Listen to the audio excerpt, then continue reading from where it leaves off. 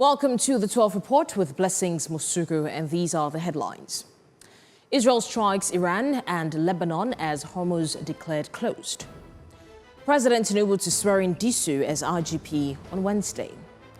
5 Ondo worshippers freed after ransom payment.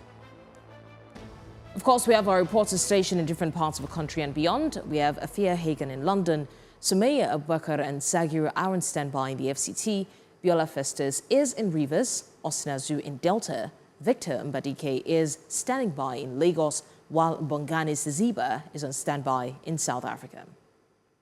We've got the details in a moment. We begin now with the Middle East tension, where the Israeli military has launched fresh strikes on Tehran and Beirut, targeting what it described as military sites. The Israeli military issued evacuation orders for dozens of locations across Lebanon, including warnings for residents in 2 southern Beirut neighborhoods to stay away from several buildings ahead of imminent military attack. Authorities urge civilians to leave the area immediately to avoid harm. The strikes come amid rising tensions between Israel and Lebanese factions, as the situation in the region remains volatile and international observers warn of potential civilian impact. Meanwhile, Saudi authorities say the U.S. embassy in Riyadh was hit early on Tuesday by 2 drones, causing a fire and minor damage. The building was unoccupied and no injuries were reported. In response, Americans in Riyadh, Jeddah and Dhahran were advised to shelter in place, while travel to U.S. military facilities was restricted. U.S. Secretary of State Marco Rubio warned that further action against Iran could follow. Meanwhile, Iran's Revolutionary Guard declared the Strait of Hormuz closed, warning that any ship attempting to transit could be attacked. Now, in the meantime, President Donald Trump says the United States is not where we want to be in terms of its stockpile of top-tier weapons as American forces continue deployments linked to tensions with Iran. In a post on Truth Social, Trump acknowledged that while the U.S. maintains a solid supply of high-end weapons, current levels fall short of expectations. He added, however, that the country has enough medium and upper medium grade arms to sustain military operations if required. The president said wars could be fought forever using those categories of weapons, which he described as superior to the best arms held by other nations. And now for more on this, I'm joined by our senior international correspondent and anchor, Afia Hagan. Now, Afia, Israel says it has launched new strikes on what it calls military targets in Tehran and Beirut. What do we know about the scale and strategic intent behind these attacks? Well, these attacks are about striking deep into Iran, deep into Tehran, if you will. There was an attack on Iran's state broadcaster, which, of course, is hugely significant. Israel declaring that it has aerial superiority over Tehran and is trying to strike intelligence and security and military command centers and, of course, more targets within the IRG. It's very important for them to continue to try and take down the leadership. Now, in Lebanon as well, the attacks have escalated in Beirut's southern suburbs, which are Hezbollah strongholds, and broader strikes across Lebanon also. So it appears that Israel, like I said, are trying to cripple Iran's ability to coordinate. That's the people that it has to coordinate these attacks and to retaliate. So it's taking out intelligence, it's taking out security, it's taking out weapons, it's taking out its broadcaster as well. It's about putting pressure on Iran's leadership where they are now and their stability. And it's also about making sure that Iran's proxies, in this case Hezbollah, know that they can be attacked as well, even outside Iran. And of course, that is in Lebanon. So it's all about making sure, or trying to make sure, that Iran doesn't get back to any sort of stability and trying to cripple it, take out intelligence, take out security on every level. So 2 drones have hit the U.S. embassy in Riyadh, causing minor damage. How significant is this symbolically, even if the physical damage is limited? Well, any damage to a US site is significant because it says no matter where you are, United States, we can get you. And also, it's about Saudi Arabia's security and capability. They have long said that they are able to take down any attacks, that they have a very secure and very good air defense system. But in this case, where the United States Embassy is actually located in Riyadh, it's considered a very secure area. So the fact that it could be targeted, the fact that there is any fire, even if it is a small one, at the embassy says that we can penetrate your defenses and we can attack the United States wherever they are and within another country that declares itself to be very secure. So even if it was just a small fire, even if it's just a small attack, it's very, very significant. So U.S. Secretary of State Marco Rubio says the hardest hits are yet to come. Is that a warning of further strikes on Iran? Oh, absolutely. Absolutely. It's also about setting us up, setting up the American people, setting up the public, saying to them, look, we are in this for the long haul, so to speak, that this is not over, that we cannot tell you how long it will take, but the worst is yet to come. We have this rhetoric from Trump also, he's been saying, first of all, that this would be a few days, then possibly a week, then possibly 4 to 5 weeks. And then in the True Social post that you showed earlier on, he said, we can fight wars forever with the stockpiles that we have. The United States are preparing their people potentially, and all of us, to dig their heels in and to have a longer conflict. And also, yes, it is a warning to Iran that we struck you over the weekend, but the worst is yet to come. And so, yes, I think we can take from that this is phase one, and perhaps there's a phase two, a phase three that we will see unfolding over the next few days. So before we let you go, Afia, Donald Trump has described this war as a last best chance to stop what he calls Iran's sick and sinister regime. How much does regime change factor into U.S. strategy? And that's a really good question, and one that people really want to know. How much of this is about regime change, really? I think you have Marco Rubio yesterday talking about the ballistic efforts. You had Trump yesterday emphasizing that as well. There could be some indications that this points towards regime change. Of course, the Ayatollah has been taken out, but it doesn't mean that just because you remove one person, the whole government and the whole ideology of the country will change. Of course, on the weekend as well, we did have Trump encouraging the Iranian people to rise up against their government. So yes, in that sense, he is prompting regime change. Now, whether it will be the United States that will march in at boots on the ground and make sure that regime change happens remains to be seen over what will happen over the next few weeks. Is regime change being used as an excuse? I don't think so. I think perhaps that is part of the American, a part of what they want to do here, part of their ideas when it comes to Iran.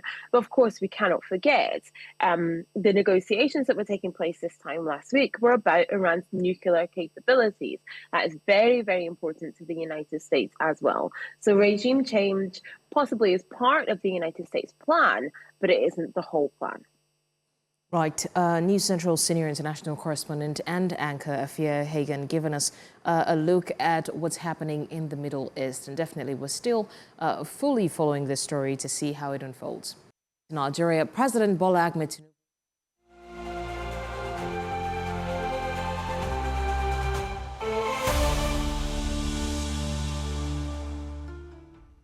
Let's come back now to Nigeria, where President Bola Ahmed Tinubu will on Wednesday swear in Olatunji Disu as the substantive Inspector General of Police.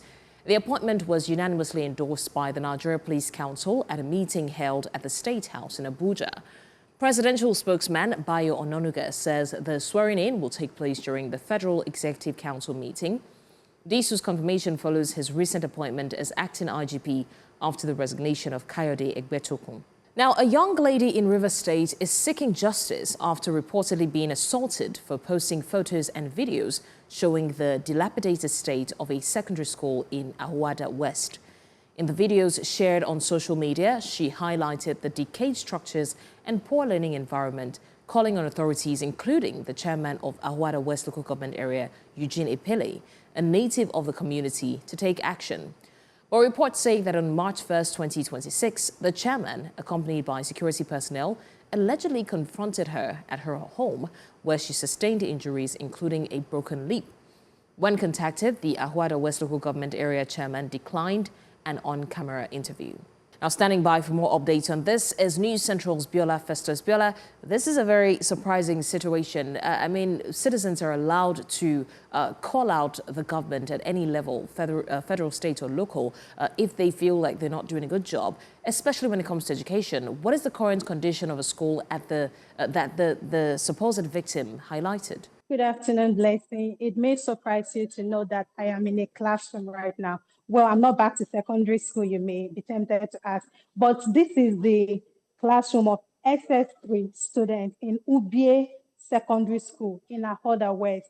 Now, this is the school that the girl that was allegedly assaulted had filmed and posted on her social media handle for public awareness and, of course, possible intervention.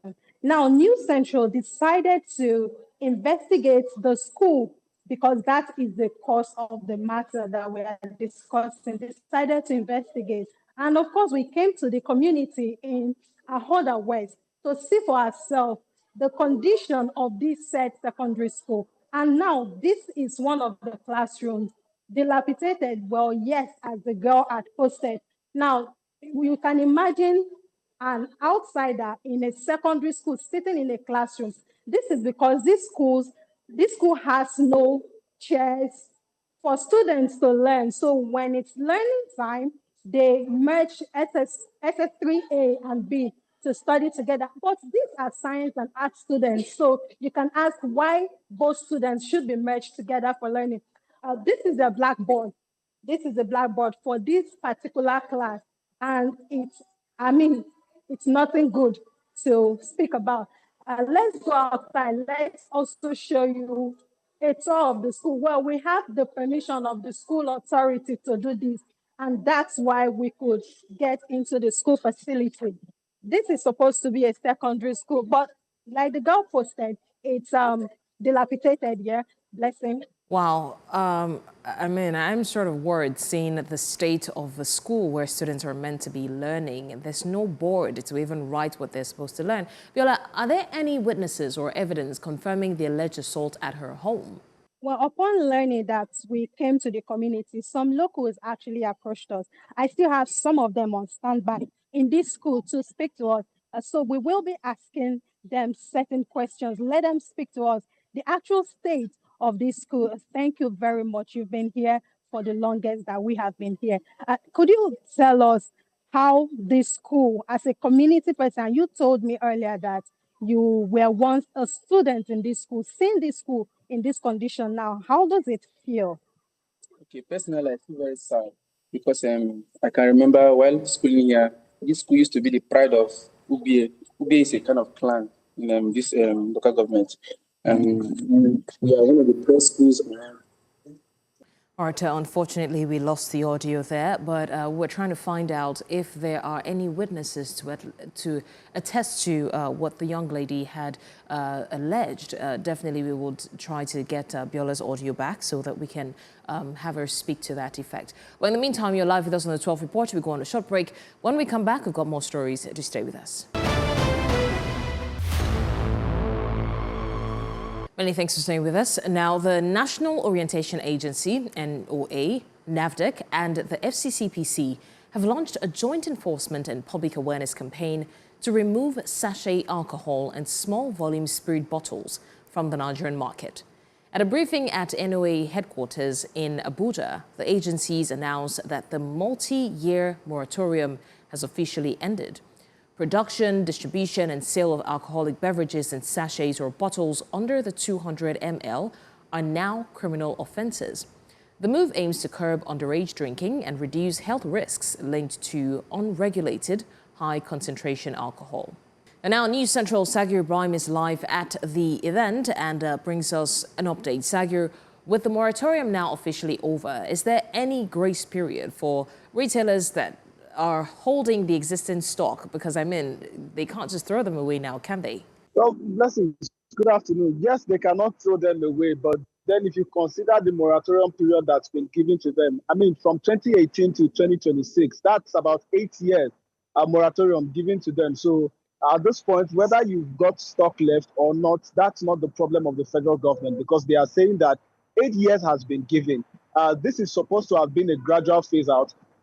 Since 2018, the framework had been put in place, and they had continued to be extension upon extension upon extension. The last time there was a major extension was in 2024. And after that extension, in 2025, particularly, the Senate came out to stamp its fees after a motion was moved by Cross River Senator Asuko Ekpeyong, condemning the consumption of sachet alcohol and, of course, the menace that it has caused in the society. Blessings. On the street, it is known by different names. When you hear Pelebe, Paraga, Fenuje, Taditaju, among many other names that it has had on the street, consumed by young children because it is accessible, consumed by drivers because it is accessible. And this has, in the long run, been a menace to not just the health of this driver, but it poses a severe safety risk to a lot of Nigerians. For the NOA, the time has come to sensitize Nigerians. Sachet alcohol is going, it has been banned. Plastic bottled alcohol below 200 milliliters has been banned. Nigerians need to understand the dangers of consumption, especially to safety and health. And this is the reason why this press conference was convened. Blessings. All right, Tagir, I mean, we would also want to consider the middlemen in this scenario. I mean, I'm talking about the small-scale distributors. So the people who actually distribute, this the alcohol in little quantity. So are the agencies considerate of these people? Are there alternative plans for them? Because they would need to transition into something else. Else, a lot of people would go out of jobs in no time.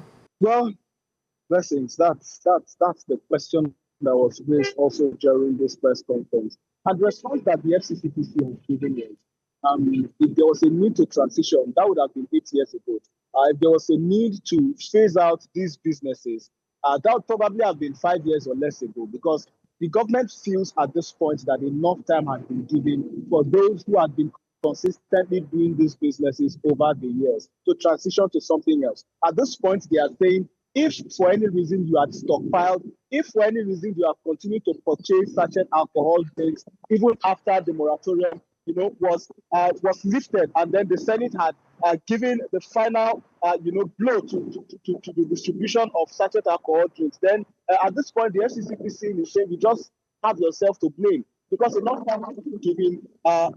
There's been enough sensitization as to the discontinuation of this moratorium, and as for every individual who initially used to dwell in this business, to change to something else. So at this point, the government says if for any reason you still have stockpiles left, then you have yourself to blame. But for them, this will not stop enforcement. Blessings.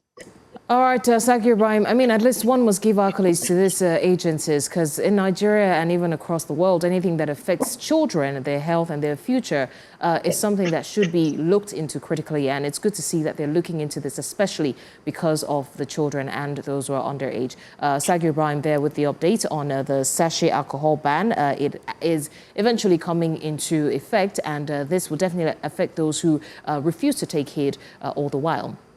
Now to more stories. A regional dialogue on women, peace and security in northwest Nigeria is underway in Abuja, highlighting the impact of conflict on communities and access to justice. Stakeholders are assessing what has worked, identifying gaps and exploring ways to ensure women play a stronger role in peace building across the region. Right now, our correspondent, Sumaya Abubakar, is live at the venue. Sumaya, I mean, it's no news that it's Women's Month, and definitely we're going to drive the point home like we always do. So for this meeting, what is the key take-home from the discussions on women's inclusion in peace and security efforts? Yeah, good afternoon, Blessings. Yes, currently, of course, I have to point out that the theme of it is all about strengthening and sustaining, of course, peace building in the Northeast in terms of women, facing this insecurity situation and also sexual assault and sexual violence. So the main push for the conference is to have women at the helm of affairs. Women should be part of the decision making in terms of peace building of these women going into IDP camps that have suffered, of course, insecurities in this particular region, talking about the Northwest, and also bringing peace for them. So most of the situation that they pointed out was that so far there's been progress, and people are, of course, coming to the aid of these women, but lots of on several occasions, the women are not really involved in helping because women knows the issues of women. But to talk more on this and do justice to this, we have Mrs. Kemi Kayode. She's the executive director of P1 that will be talking to us about this. Of course, she's one of the organizers of this affair. Good afternoon. Good afternoon. Thank you so much for sparing your time. So please walk us through majorly what you pointed out about so far the progress, and give us some data on. Okay, so the project started a couple of years back. There are 2 cycles of it. The whole idea behind it was institutionalizing or operationalizing the Force Order 20 as amended, which is the police duty solicitor scheme in the states where we're working. The other component of it is also anchored on women, peace and security, bringing women into public space, conversation around public safety and security. So for the police duty solicitor scheme across the states where we have worked, I think we have been able to release over 500 persons, engage with more than 500, and be able to provide services to them at the police station level. We stress the police station level because the police station is very integral to the criminal justice system. If things get skewed at the police station level, it would affect investigation, it would affect case management in the courts, and it would also affect the pipeline of awaiting trial at the correctional services. However, with the operationalization of the PDSS in selected police stations in Kebbi, Sokoto, Kano, and Katsina, we noticed from the endline survey that was conducted that trust in the police, trust in public institutions by those that accessed that services increased by close to over 80%. Now, when you talk about intervening in, the police, what exactly are these women, dealing with? Going to the police station, why are they going there, and how are you people able to help? So the PDSS are lawyers that are stationed at the police station, primarily to provide services to any person that comes into the police station. But our PDSS lawyers also had additional mandate to provide legal services to women that are abused or are victims of sexual gender-based violence that come to the police station to report. So at the end of this conference, what are we hoping to achieve to help at least women in terms of evading and also getting justice for this crime? Okay, so at the end of this conference, we're still on series of conversation.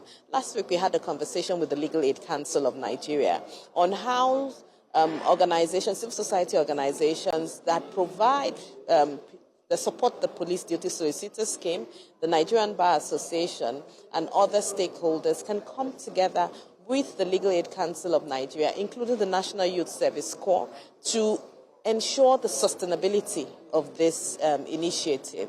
Like I said, is the force order belongs to the police. It was amended and signed by the police. Operationalizing it is what we are supporting. So some of us will be providing training, because there's a training manual for the PDSS lawyers already in existence that has been developed over the years and refined of training PDSS lawyers. So training PDSS lawyers, providing resources where we have resources, provide the resources, ensure that there's an adequate spread and that not all lawyers are in the city center, right? Because you have the rural, urban, poor area, you have the rural communities, and there are issues there. You'll notice from this intervention, for example, in Katsina, we were in Jibia, right? We're not only in Katsina metropolis. Thank you so much. I appreciate you, man, for this. Now, blessings, of course, you've heard from her what it's all about. Now, one clergyman quickly, I have to say, mentioned that based on the presence of the people that we have here, talking about, from the policymakers to the traditional leaders to the religious leaders and, even women, civil societies, it shows, and the justice system, it shows that we all have the necessary tools that will get women justice, after sexual violence. But knowing the right channel is the main issue. So hence the reason for this conversation. Back to you, Blessings. All right, Sumaya Bakar there on Women Peace Dialogue, seen as it's Women's Month, and we're trying to ensure that women are actively involved in security as well. News Central is still covering the event and definitely will bring you more updates. But in the meantime, we did mention earlier that a young lady in River State has spoken out as she alleges that the chairman of a particular region in River State has more like bullied her, basically, when she spoke out about the dilapidated state of a secondary school. And we still have Biola Festus, who was trying to give us an update earlier on. Biola, if you can hear us. So I was trying to find out what the veracity of the young lady's claims are. Are there witnesses who can attest to the fact that she was actually assaulted at her home? Since the early hours of the day, and we've been asking questions. Well, I did mention that I spoke to locals, and some of them are standing by me. They did tell me that the incident actually took place at our house, and let's hear from them directly on what went down. Thank you, Samuel, for still waiting. You did tell me that you were in this community on the day it happened. Could you tell us what you know about the said assault? Okay, I was in my house when I received the call that because the victim is actually my classmate, like I stated earlier, that she was being beaten up and property damage in her home. So I quickly went to the place. When I went there, I saw blood. Her teeth was kind of she was beaten. There was blood in her mouth. Yeah, she's into this poultry. Her house was damaged and the rest. My mother half naked and she was brutalized and the rest. But before I got there, they were already leaving. The chairman and the brother were already leaving. So I called my friend and what is the She narrated everything to me. I asked people around, they said the same thing. So I really felt very bad. Although this is not the first case of assault that is being meted on president of this town by the chairman's brother and the chairman himself. There was a case of one Mrs. Dorothy Macaulay, Elenkiku. The brother also attempted to assault the lady because of a land that was sold to them before they became chairman of our divorce. So we the community, we are not really happy with this kind of institution whereby we are going to be molested, intimidated because we are poor, we are not up to their level, and it's not good. It's not something that we should be proud of. That we're going to assault our own self. So I would like for them to give Winnie Ogadema justice. If truly justice exists in this world, I would really want her to get justice that she deserves, because if you see her and you hear her story and everything that occurred, you weep for her. So I'll be really glad and happy if she gets the justice that she deserves. Thank you so much, Samuel. So there you have it, Blessing. This is a native of this said community where the girl was assaulted, recounting the ordeal that befell the girl. Now, he also did mention that this is not the first time the council chairman has assaulted community members. So the said victim is still out seeking justice. Well, we've been able to establish contact with her, and subsequently we will bring her up live to tell her story herself. Blessing. All right, Biola Festus there speaking on the alleged assault in River State, and the neighbors as well have come out to say that they witnessed it, and we saw a few of the video clips. But definitely News Central is still on top of this story and definitely will bring you the details as it unfolds. Similarly, in Lagos, delegates of the All Progressives Congress in the state have endorsed a new set of party executives following today's state congress. With over 2,000 accredited delegates from across the local government areas, the exercise adopted a consensus approach, presenting and approving a harmonized list of candidates without opposition. We now go to our correspondent, Victor Mbadike, who's live at the venue. Victor, what is the atmosphere like where you are? What's the update? Well, let's introduce this as the Yes Have It Congress. First of all, I actually thought, like so many others, with some of the features of such congresses, that there could be some kind of chaos, disagreement, dissenting voices, and what have you. But surprisingly, we had nothing of such. I mean, up until the moment we got into this arena where I'm currently at Bola Ahmed here at Onikon Stadium. I mean, the security was quite tight. Everybody was properly checked to ensure that there were no unnecessary contrabands, introduced into this venue. So, in terms of security, it was really tight. In terms of attendance, unfortunately, the event has so ended. But if you look at all the halls, both on my left, down towards to the blue side of the chairs, they were all filled up just about 10 minutes ago.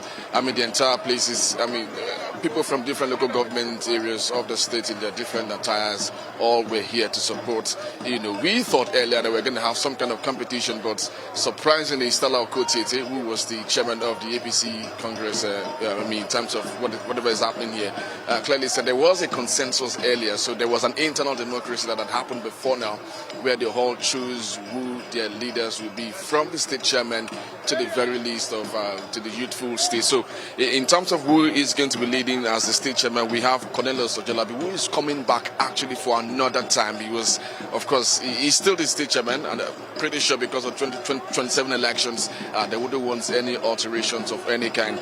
We also have the deputy state chairman maintaining his seat, Moshood Mayogu. We have the secretary as Adiola Jokomba, as and so on and so forth.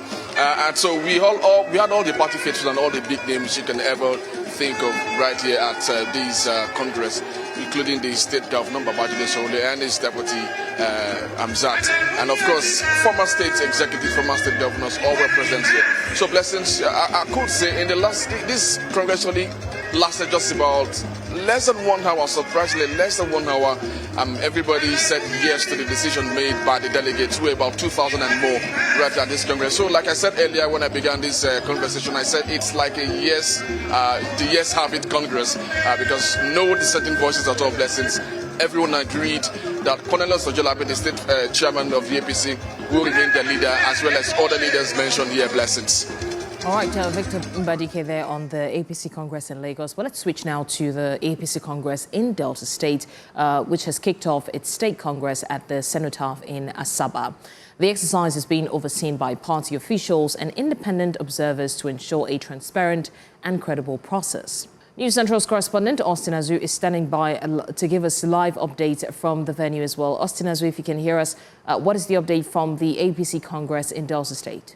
All right, Blessing, good afternoon. If I can hear you very correctly, you are talking about the Congress here that was held in Asaba, precisely the APC State Congress. Of course, it's happening simultaneously across the country. And here in Delta State, we have a large numbers of party supporters and, of course, party members who have converged here at the Cenotaph here to cast their ballots. However, the Congress had just ended, and what the Congress stands to achieve is that they have new state executive council at the moment. Of course, it was done in affirmation through a consensus whereby they affirmed the various ESCO members, and of course these ESCO members obviously will be the one to pilot the next various elections here in the state, and so on and so forth. But obviously there are some persons who are not here.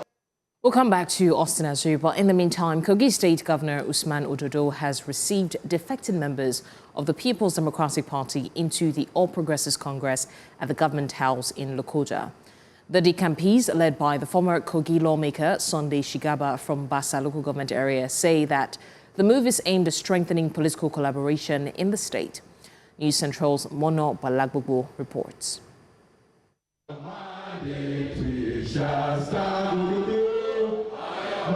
Party faithful and supporters gathered at the Government House in Lokoja to witness the political realignment in Basa local government area. Governor Usman Ododo described the development as a step toward greater political unity. He says that sustained peace and collaboration will position communities to benefit from ongoing development initiatives. The governor also assured residents that the Basa Township Road will receive government attention. Here today, Basa local government is the only local government now that have silenced opposition 100%.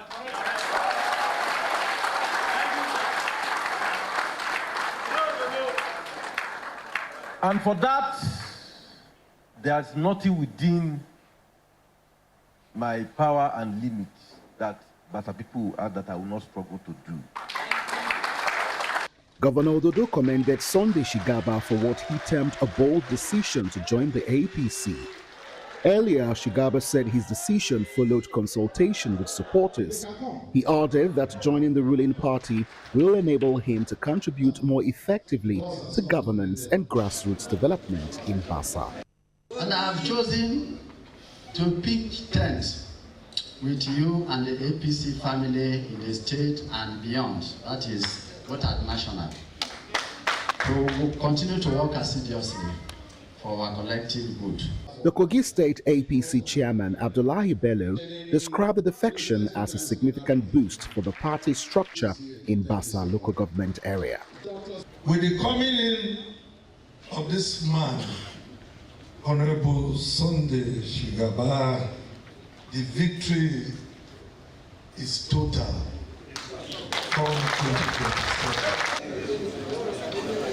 Political observers say the development reflects ongoing realignments within Kogi State's political landscape as parties consolidate their positions ahead of future electoral contests. In Kogi, the News Central, Morno Balagobo. The Minister of the Federal Capital Territory, Nyesom Wike, has admitted that the poor performance of the People's Democratic Party in recent elections has become a source of concern. Wike, however, expressed confidence that the party has what it takes to bounce back if party faithful can correct mistakes made in the past. The FCT minister, while speaking at a media chat on a range of national issues in Abuja, says that despite his commitment to supporting President Bola Tinubu, who is from the All Progressives Congress, the PDP is not done and dusted and can still win several states in the upcoming general elections. Am I worried my party is not doing well? Yes, I'm worried. Where have we made mistakes? Can some mistakes be corrected? Yes. Who told you there will be no problems here too? What was human? You see, this idea you think that you must have 15 governors before you win general election is not correct. And let me also tell you, go and mark it today. I've told you here, my support is for President Tinubu. I've never hidden it. That does not mean that PDP may not win some sub-national election. My every election is local. You're still live with us on the news. We're going on a short break now, and when we come back, we've got more stories. Do stay with us. Now to business. Nigeria has moved to unlock one of its largest untapped offshore oil assets after splitting the disputed OPL 245 block into 4 new licenses. The federal government said the assets will be operated by ENI and Shell, ending nearly 30 years of legal and political uncertainty.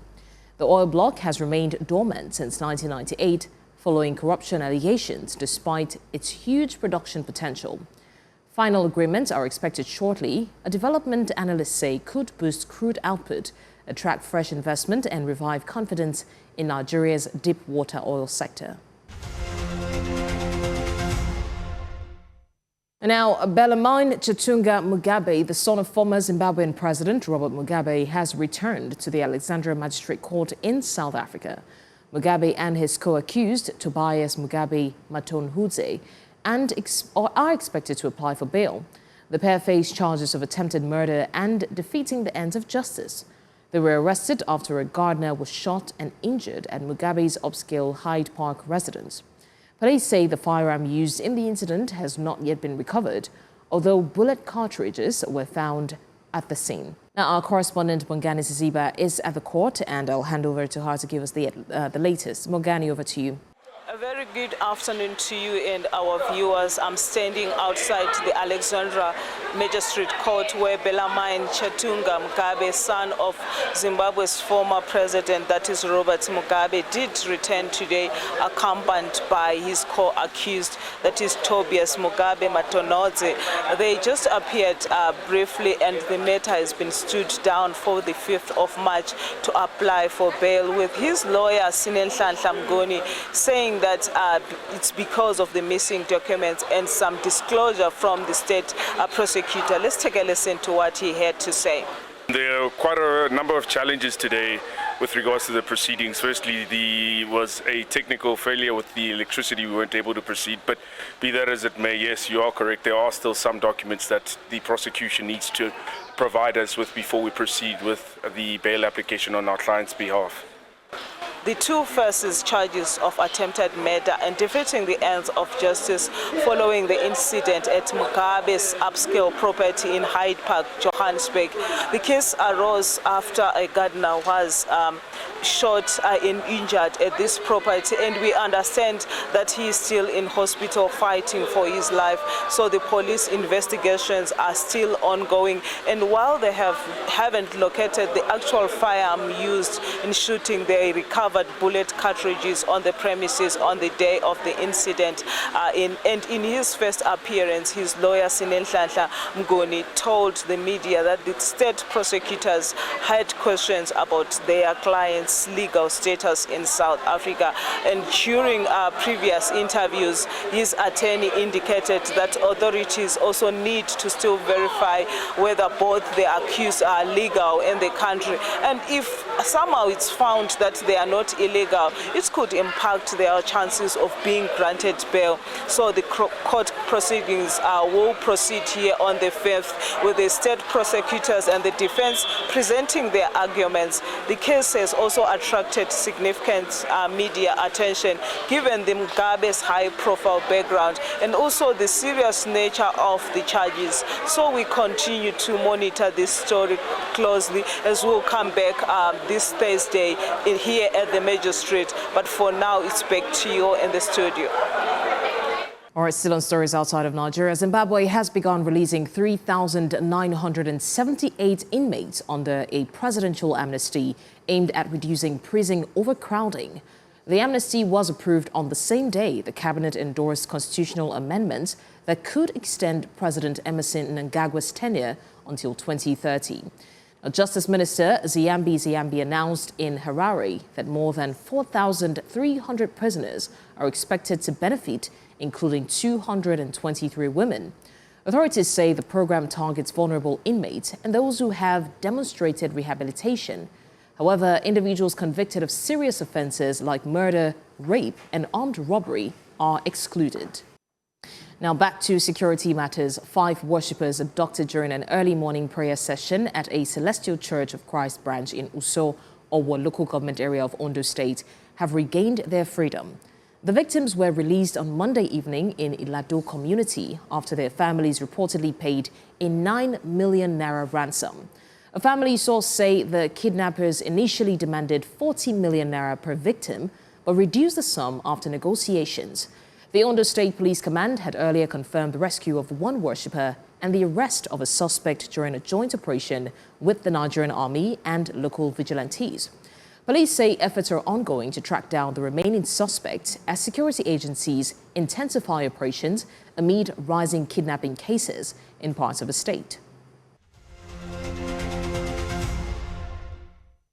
Now, there have been confirmed reports of protests in parts of Lagos and, of course, several northern states following the escalations of tensions in the Middle East. Now, members of the Islamic movement in Nigeria, a Shiite group, took to the streets expressing solidarity with Iran after reports of U.S. and Israeli military strikes and the alleged killing of Iran's supreme leader. These demonstrations were seen in areas of Lagos as well as Kano, Sokoto, and other northern states. Now, the protesters carried placards condemning Western military actions, and they also voiced support for Iran. It was framed as a stand against foreign intervention and a show of religious and political solidarity. But as expected, the reactions online have not been favorable because people are asking, why exactly are Nigerians dabbling into affairs that do not necessarily concern them? On social media, many Nigerians have pushed back strongly, saying that the demonstrations do not represent the position of the entire country. Several users have questioned why Nigeria should appear to be taking sides in a foreign conflict. Others have raised concerns about diplomatic implications, arguing that the country must be careful not to be perceived as aligning against major global powers. Because let's face it, we already have enough that we're dealing with as a country. There also has been debate about whether domestic groups should actually be involving themselves so visibly in geopolitical tensions that have complex international consequences.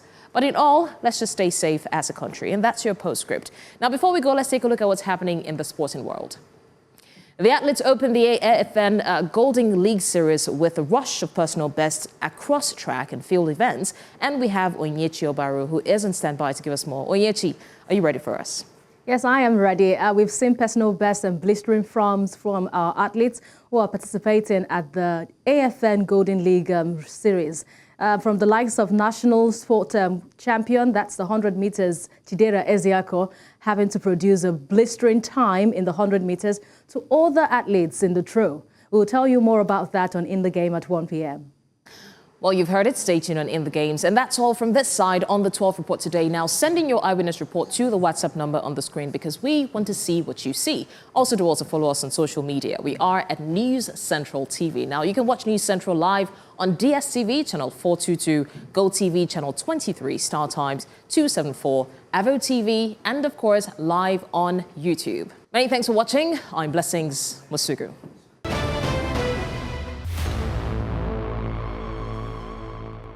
Thank you.